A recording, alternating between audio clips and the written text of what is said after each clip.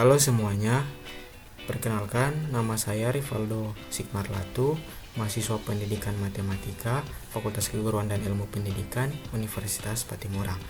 Di kesempatan kali ini, saya akan membahas tentang barisan dan deret aritmatika. Nah, sebelum masuk ke materi, ada baiknya kita mengetahui capaian pembelajaran. Di sini ada 2 capaian pembelajaran yang akan dicapai dari mempelajari materi ini. Yang pertama, mampu menyelesaikan berbagai masalah yang berkaitan dengan barisan dan deret aritmatika. Yang kedua, mampu menerapkan konsep barisan dan deret aritmatika dalam menyelesaikan masalah kontekstual atau di dunia nyata. Barisan dan deret aritmatika adalah 2 pokok materi yang berbeda.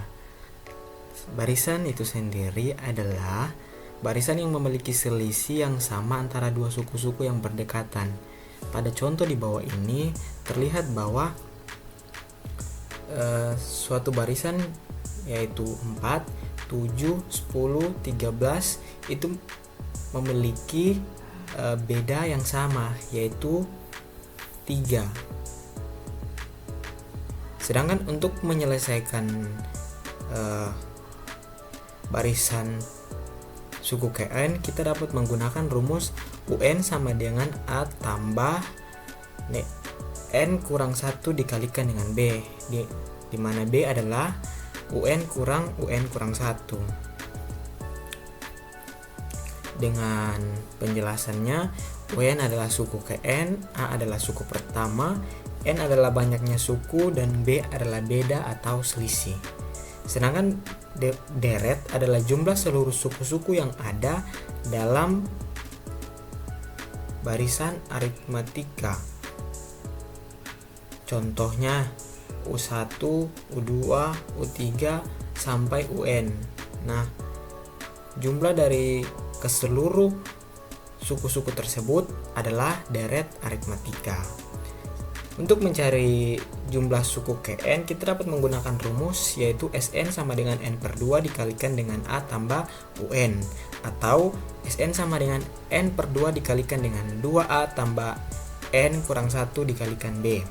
Dengan penjelasannya, dengan keterangannya, Sn sama dengan jumlah N suku pertama, UN adalah suku KN, dan B adalah beda atau selisih.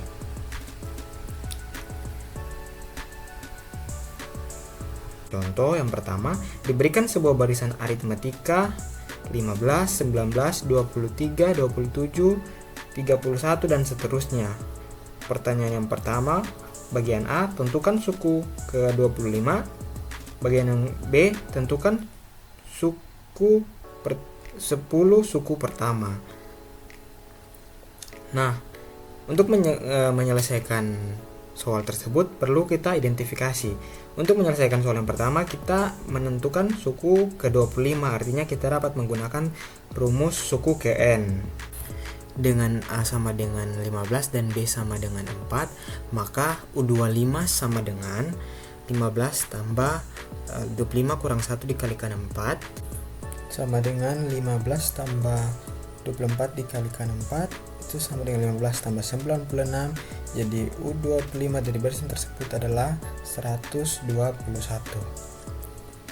Kemudian untuk mencari 10 suku pertama, kita menggunakan rumus Sn sama dengan N/2 dikalikan 2A tambah N kurang 1 kalikan B.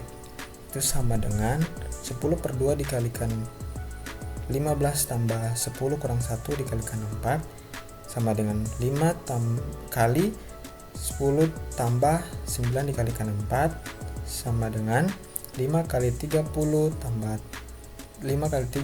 36 sama dengan 5 kali 66. Jadi jumlah 10 suku pertama dari barisan tersebut adalah 330. Berikut contoh yang kedua. Budi menabung di celengan setiap bulan dengan jumlah yang selalu bertambah setiap bulannya. Pada bulan pertama, Budi menabung sebesar 50.000. Pada bulan kedua, ia menambah tabungannya sebesar 10.000 lebih banyak dari bulan sebelumnya. Jika Budi terus menambah tabungannya dengan cara yang sama setiap bulan, berapa total tabungan Budi setelah 10 bulan. Nah, untuk menyelesaikan soal ini perlu kita identifikasi apa yang ada di soal, kemudian kita menerjemahkannya ke dalam bahasa matematikanya. Kemudian dari soal kita ketahui bahwa tabungan bulan pertama sebagai suku pertama 50.000, penambahan tabungan setiap bulannya sebagai beda atau selisihnya itu 10.000, dan yang mau dicari yaitu total tabungan selama 10 bulan itu berapa jumlahnya. Kita dapat menggunakan rumus SN sama dengan N per 2 dikalikan A tambah UN. Yang pertama kita harus mencari suku ke-10 dari barisan tersebut. Menggunakan rumus UN sama dengan A tambah N kurang 1 kali B sama dengan 50.000 tambah 10 kurang 1 dikalikan 10.000 sama dengan 50.000 tambah 9 kali 10.000 itu sama dengan 50.000 tambah 90.000. Jadi suku ke-10 dari barisan tersebut adalah 140.000. Kemudian kita menggunakan rumus SN sama dengan N per 2 dikalikan A tambah UN. Jadi S10 sama dengan 10 per 2 tambah 50 kali 140.000 sama dengan 5 kali 190.000. Jadi jumlah 10 suku pertama atau total tabungan dari Budi untuk 10 bulan adalah 950.000. Berikut ini adalah latihan soal, boleh silakan kerjakan. Kemudian hasilnya sertakan di kolom komentar.